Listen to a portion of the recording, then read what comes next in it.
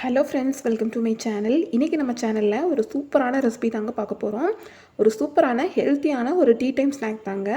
கேரளாவில் பார்த்திங்கன்னா ரொம்பவே ஸ்பெஷலாக பண்ணக்கூடியது. இதை நம்ம ஊரில் பார்த்திங்கன்னா நம்ம கொழுக்கட்டைன்னு சொல்லுவோம். நம்ம வந்து நார்மலாக வந்து பூரண கொழுக்கட்டை அந்த மாதிரி தான் பண்ணுவோம். இது வந்து டிஃப்ரெண்ட்டாக பார்த்திங்கன்னா அவங்க வந்து அடைன்னு சொல்லி செய்வாங்க. வாழை இடையில வந்து இந்த மாவை வச்சு அதுக்குள்ளே வந்து தேங்காய் அந்த மாதிரி ஸ்டஃபிங் வச்சு பண்ணுவாங்க. ஸோ ரொம்பவே சூப்பரான ஒரு ஈவினிங் ஸ்நாக் தாங்க. எப்படி பண்ணுறதுன்னு பார்க்கலாம். இப்போ வாங்க இந்த வீடியோக்குள்ளே போகலாம். நான் இப்போ பார்த்தீங்கன்னா தண்ணி வந்து சூடு பண்ணுறேன். கொஞ்சமாக உப்பு சேர்த்து கொஞ்சம் தான் சேர்த்துக்கணும். சேர்த்து இந்த தண்ணி சூடு பண்ணிக்கிறேன். இது பார்த்தீங்கன்னா நான் மேல் மாவுக்காக சூடு பண்ணுறேன். தண்ணி பார்த்தீங்கன்னா நல்லா கொதிக்கணும். ஸோ அளவு தெரியாதவங்க வந்து எப்படி தண்ணி எடுத்துக்கிறதுங்கிறதுக்காக நான் ஒரு அப்ராக்சிமேட்டாக ஒரு தண்ணி தான் பார்த்திங்கன்னா கொதிக்க வச்சுருக்கேன். இப்போ நான் இதுக்கு 1.5 கப் அளவுக்கு பார்த்திங்கன்னா அரிசி மாவு வந்து எடுத்திருக்கேன். ஸோ வந்து நார்மலாக வந்து நம்ம யூஸ் பண்ணுற அந்த அரிசி மாவு தாங்க. லைட்டாக வறுத்து எடுத்துக்கோங்க. இதுக்கு வந்து வேறு எதுவும் சேர்க்க தேவையில்லைங்க. அரிசி மாவு சேர்த்ததுமே பார்த்திங்கன்னா சுடுதண்ணி ஊற்றி இந்த மாதிரி மிக்ஸ் பண்ணிக்கோங்க. அளவு கரெக்டாக தெரிஞ்சவங்க பார்த்திங்கன்னா டைரெக்டாக சுடுதண்ணியிலே வந்து மாவை கொட்டி மிக்ஸ் பண்ணிப்பாங்க. அளவு தெரியாத பிக்னஸ் எல்லாம் பார்த்திங்கன்னா இது தாங்க பெஸ்ட்டு. கொஞ்சம் கொஞ்சமாக தண்ணி சேர்த்து நம்ம பார்த்திங்கன்னா மிக்ஸ் பண்ணிக்கிட்டிங்கன்னா அந்த மாவு வந்து ரெடி ஆகிறதுக்கு கரெக்டாக இருக்கும். ஸோ இந்த மாதிரி நல்லா வந்து மிக்ஸ் பண்ணி விட்டுட்டு கொஞ்சம் நேரம் பார்த்திங்கன்னா இதை வந்து ஆற விடுங்க. ஆறுனதுக்கப்புறம் நம்ம இதை நல்லா கிளறி விட்டு பிசைஞ்சு எடுத்துக்கலாம். அதுதான் வந்து கரெக்டாக இருக்கும். ஸோ இந்த மாதிரி நல்லா ஆறின பின்னாடி மாவு எல்லாத்தையும் ஒன்றா எடுத்து இந்த மாதிரி நல்லா பிசைஞ்சு எடுத்துக்கோங்க. ஸோ பார்த்திங்கன்னா கையில் வந்து ஒட்டாமல் வரும். அந்தளவுக்கு பார்த்திங்கன்னா பிசைஞ்சு எடுத்துக்கலாம். ஒரு சில அரிசி மாவு பார்த்திங்கன்னா தண்ணி கொஞ்சம் அதிகமாக எடுத்துக்கும். அதனால் தண்ணி இப்படி சேர்க்குறது தான் கரெக்டாக இருக்கும். அடுத்து பார்த்திங்கன்னா நான் ஒரு தேங்காயை பார்த்திங்கன்னா இந்த மாதிரி துருவி எடுத்திருக்கேன். 2 கப் மாவு எடுத்ததுக்கு பார்த்திங்கன்னா நான் வந்து 1 கப் அளவுக்கு வெல்லம் சேர்த்துக்கிறேன். அது வந்து கரெக்டாக இருக்கும். ஒரு தேங்காயும் 1 கப் வெல்லம், கொஞ்சமாக பார்த்திங்கன்னா சீரகம் வந்து சேர்த்துக்கோங்க. சேர்த்து இந்த மாதிரி நல்லா மிக்ஸ் பண்ணி எடுத்துக்கோங்க.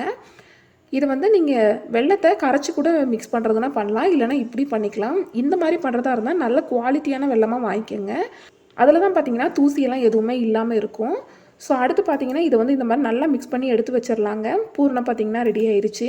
உள்ளே வைக்கிற ஸ்டஃபிங் ரெடியான பின்னாடி அடுத்து வாழை இலைங்க. நான் இந்த சைஸில் தான் பார்த்திங்கன்னா வாழை இலை வந்து எடுத்திருக்கேன். வாழை இலையை நல்லா வந்து க்ளீன் பண்ணி தண்ணியில் க்ளீன் பண்ணி எடுத்து வச்சுருக்கேன். இது சைடில் வச்சிடலாம். இப்போ ஒரு இலையை எடுத்துக்கலாங்க. இது வந்து நம்ம நெய் வச்சு க்ரீஸ் பண்ணி எடுத்துக்கலாம். நெய் வச்சு இந்த மாதிரி தடவி விட்டுக்கோங்க. நெய்க்கு பதிலாக நீங்கள் எண்ணெய் கூட யூஸ் பண்ணிக்கலாம். ஸோ ஃபஸ்ட்டு வந்து மாவு கொஞ்சமாக எடுத்துக்கோங்க. இந்த மாதிரி தேவையான அளவு மாவு எடுத்து உருட்டி இப்படி வச்சுக்கோங்க. வச்சதுக்கப்புறம் இந்த மாதிரி வந்து நல்லா ப்ரெஸ் பண்ணி விட்டுக்கோங்க. நீங்கள் தண்ணி தொட்டும் ப்ரெஸ் பண்ணிக்கலாம். அதே டைமில் பார்த்தீங்கன்னா எண்ணெய் தொட்டும் ப்ரெஸ் பண்ணிக்கலாம். எது வந்து உங்களுக்கு வசதியாக இருக்குதோ அதை வந்து பண்ணிக்கோங்க. மேக்ஸிமம் பார்த்தீங்கன்னா எண்ணெய் இல்லைன்னா நெய் அந்த மாதிரி ஏதாவது ஒன்று தொட்டு ப்ரெஸ் பண்ணிக்கிட்டீங்க அப்படின்னா காஞ்சி போகாமல் இருக்கும். ஸோ இந்த மாதிரி பார்த்தீங்கன்னா நல்லா வந்து மெலிசா வந்து தடவி விட்டுக்கோங்க. எந்த அளவுக்கு மெலிசா தடவ முடியுமோ அந்த அளவுக்கு இந்த மாவு வந்து மெலிசா வந்து இந்த மாதிரி விரித்து எடுத்துக்கோங்க. விரித்து எடுத்த பின்னாடி நம்ம தேங்காய் பூரணம் இருக்குது பார்த்திங்களா, அதை எடுத்து இந்த மாதிரி வந்து ஒரு பக்கம் ஃபுல்லாக வச்சு விட்டுருங்க. ஸோ பார்த்தீங்கன்னா இந்த மாதிரி வச்சு விட்டுருங்க. வச்சு விட்ட பின்னாடி இதை வந்து மூடிக்கலாங்க.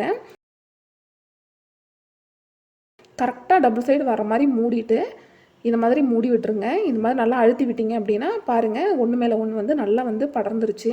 இந்த ஓரங்களை வந்து பார்த்திங்கன்னா நல்லா ப்ரெஸ் பண்ணி விட்டுக்கோங்க. இல்லைனா அந்த ஸ்டஃபிங் வந்து வெளியே வந்துடும். பார்த்திங்கன்னா அது கரைஞ்சி வர மாதிரி ஆயிரும். ஸோ இந்த மாதிரி எடுத்துருங்க.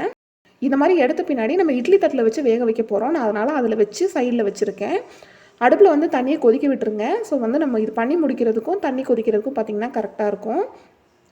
அடுத்தடுத்த இலையிலையும் பார்த்திங்கன்னா மாவு இந்த மாதிரி வச்சு இந்த மாதிரி பார்த்திங்கன்னா தடவி விட்டுக்கோங்க. தடவி விட்டுட்டு ஒரு பக்கம் வந்து இந்த மாதிரி எடுத்து மடித்து விட்டுருங்க. மடித்து விட்டுட்டிங்க அப்படின்னா ரெடி ஆயிரும். இந்த வாழை இலையில் செய்கிறனால பார்த்திங்கன்னா வாசம் வந்து சூப்பராக இருக்குங்க. அதோட டேஸ்ட் அந்த வாழை இலையோட டேஸ்ட்டோடு சேர்ந்து வரும். ரொம்பவே நல்லா இருக்குங்க.